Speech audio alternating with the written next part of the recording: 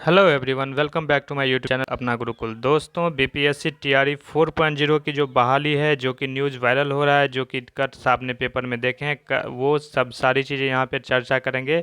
और किन किन को मौका मिलेगा, क्या रहेगी एलिजिबिलिटी क्राइटेरिया, सारी कुछ यहाँ पे डिटेल्ड में यहाँ पे आप लोगों को ये चीज़ें मैं बताने जा रहा हूँ। आप लोग अगर नए हैं चैनल पे तो सारे स्टूडेंट्स सब्सक्राइब कर लें, क्योंकि जितनी भी टीआरई से रिलेटेड न्यूज़ हैं सारी यहाँ पे अपडेट दी जाएगी। ठीक है।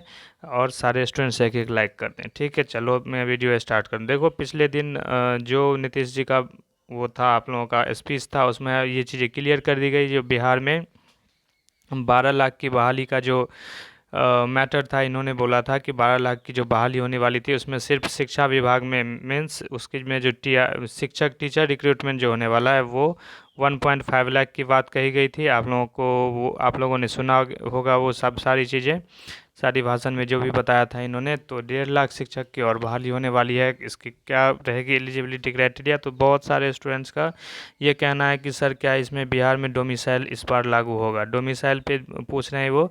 तो देखो, डोमिसाइल के लिए इन्होंने इन पे मतलब कि प्रेशर है, इस बार इलेक्शन का प्रेशर है।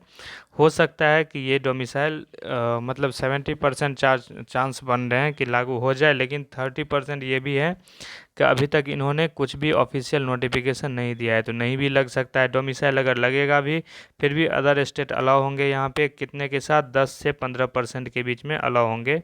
तो इसके लिए अदर स्टेट वाले भी परेशान ना हो। ये अभी अनुमानित है, अभी कुछ भी इस पर श्योरिटी नहीं बनी है।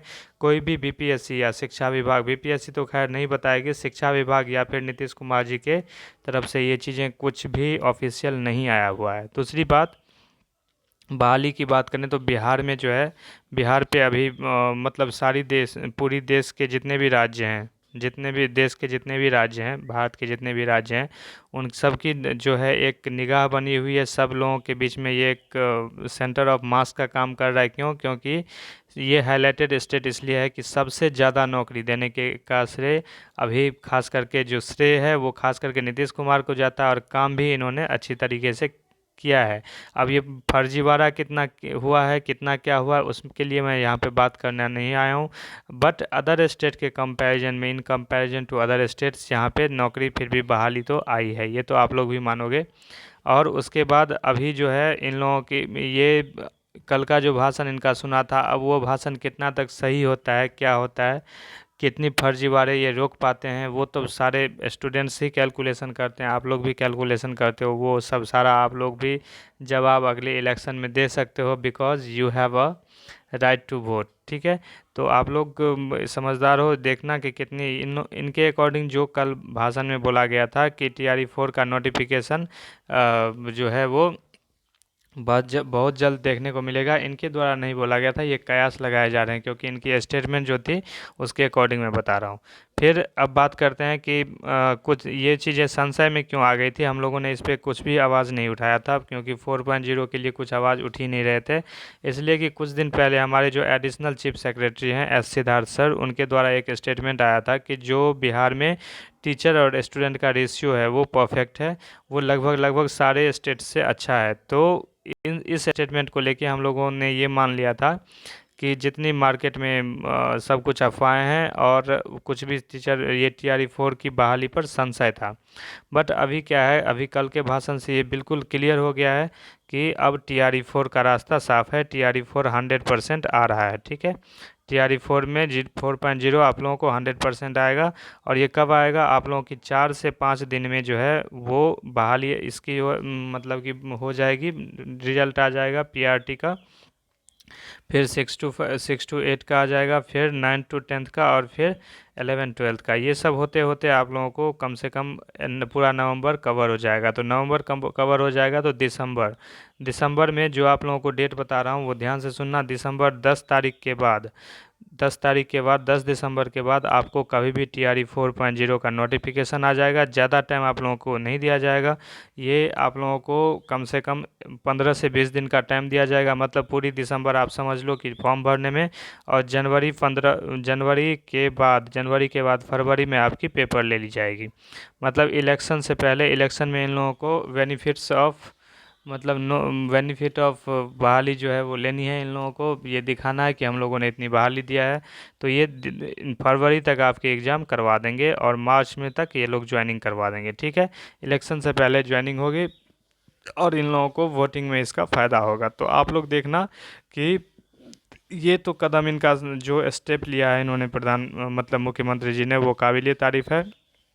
बट स्टूडेंट्स के मन में जो आक्रोश है कि हर टीआरई से कुछ ना कुछ फर्जीवाड़े करके कुछ ना कुछ स्टूडेंट्स देखो, कहीं ना कहीं फर्जीवाड़ा अगर होता है तो उसमें वो सब कुछ जो है, इतना बड़ा तंत्र अगर गवर्नमेंट के पास है और वो उसको नहीं रोक सकती है, तो उसमें फिर निर्दोष स्टूडेंट्स जो कि एग्ज़ाम देते हैं उनका कोई भी फॉल्ट नहीं होता है। तो कहीं ना कहीं इसकी जिम्मेदारी भी, रिस्पॉन्सिबिलिटी भी गवर्नमेंट को उठानी चाहिए और इसको 100% रोकनी चाहिए, क्योंकि जो जेन्युइन कैंडिडेट्स है उसमें उसमें उनकी हकमारी होती है। और यहाँ तक बात रही टीआरई 3 की, तो टीआरई 3 में जो 87,000 जो भी सीट्स हैं, 770 के अप्रॉक्स सीट हैं, जैसे 87,770, तो उसमें क्या होगा, पहले इसकी अभी बहाली हो जाएगी और ये आपको दिसंबर में जब ज्वाइनिंग करवाएंगे, साथ साथ ही टीआरई 4 की नोटिफिकेशन और फॉर्म फिलअप की प्रोसेस स्टार्ट कर देंगे। और एलिजिबिलिटी क्राइटेरिया मैंने बता ही दिया, जो प्रीवियस एग्ज़ाम में रखे हुए थे उसको एलिजिबल यहाँ पे भी किया गया है। अभी फ़िलहाल डोमिसाइल की बात हो सकता है, जैसे कि चांसेस दिख रहे हैं, क्योंकि गवर्नमेंट पे वो इलेक्शन प्रेशर है, वो कभी भी जो बिहार के डोमिसाइल रखते हैं उनको वो कभी भी नेगलेक्ट नहीं कर सकती है। और वो क्योंकि प्रेशर बना रहे हैं और उनकी मांग है, अब जायज़ है या नाजायज़ है वो आप लोग डिसाइड करो, क्योंकि हर स्टेट्स अपना अपना 10% दे रखा है अदर स्टेट को, बाकी अपना अपना डोमिसाइल लगभग मैक्सिमम स्टेट्स ने लगा रखे हैं। तो बात यही है कि टीआरई 4 का नोटिफिकेशन आ रहा है और वो दिसंबर में ही आएगा। दिसंबर में आके आपका फरवरी तक एग्ज़ाम होगा, मार्च तक आपकी पोस्टिंग हो जाएगी।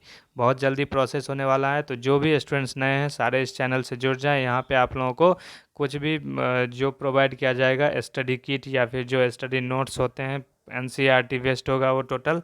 और टीआरई 1, 2, 3 3 एग्ज़ाम आप लोगों ने देख लिया। आप लोगों को मैं रिक्वेस्ट करता हूँ कि पैसे बर्बाद पेरेंट्स के मत करें, एक भी कोर्स मत खरीदें। ऑनलाइन कोर्सेज खरीदोगे आपको भटकाया जाएगा, वहाँ पे फालतू की दुनिया भर की तैयारी कराई जाती है। क्वेश्चन कहाँ से आते हैं, तो एक सर्टेन कुछ कुछ पेजेज पढ़ के आप लोग एग्ज़ाम पास करते हो। आप लोग फालतू का खुद भी हेडेक लेते हो और एग्ज़ाम में अगर एग्ज़ाम आपसे क्वालिफाई फिर होगा नहीं, क्योंकि वो लोग दुनिया भर की चीज़ें पढ़ाएंगे और इधर उधर से आप लोगों को कुछ भी पूछता है नहीं। बीपीएससी एक कंसर्न वे पे चलता है that if you are preparing for BPSC TRE 3.0 or 4.0 1. Any exam you have given, then you have observed that every questions are coming from only NCERT, SCERT and NCERT exemplar. तो इससे बाहर जब question नहीं जाएगा और हमें पता है कि यहीं से क्वेश्चन आने वाली है, तो 2-3 क्लास ऊपर की क्लास हम पढ़ के खुद से तैयारी क्यों नहीं कर सकते। अगर आपको दिक्कत होती है तो पर्टिकुलरली सब्जेक्ट्स की जो बात है वो मैं यहाँ पे अपना आप लोगों को नोट्स प्रोवाइड करवा दूंगा, वो भी फ्री ऑफ कॉस्ट होगा। तो आप लोग यह इस चैनल से जुड़े रहें, चैनल को सब्सक्राइब कर लें, प्रॉपर आपको दिया जाएगा। हाँ, उसकी हार्ड कॉपी जो है या फिर उसकी सॉफ्ट कॉपी वो आपको पीडीएफ के फॉर्मेट में आप लोगों को व्हाट्सएप लिंक दिया हुआ है डिस्क्रिप्शन बॉक्स में, उसको ज्वाइन कर लें। वहाँ पे सारे स्टूडेंट्स को आपको ये चीज़ प्रोवाइड कर दिया जाएगा, ठीक है। मिलते हैं एक नई अपडेट के साथ नेक्स्ट वीडियो में। जो भी जितने भी सारे व्यूअर्स हैं सब चैनल को सब्सक्राइब कर लें, एक लाइक करके जाएँ। Okay, bye.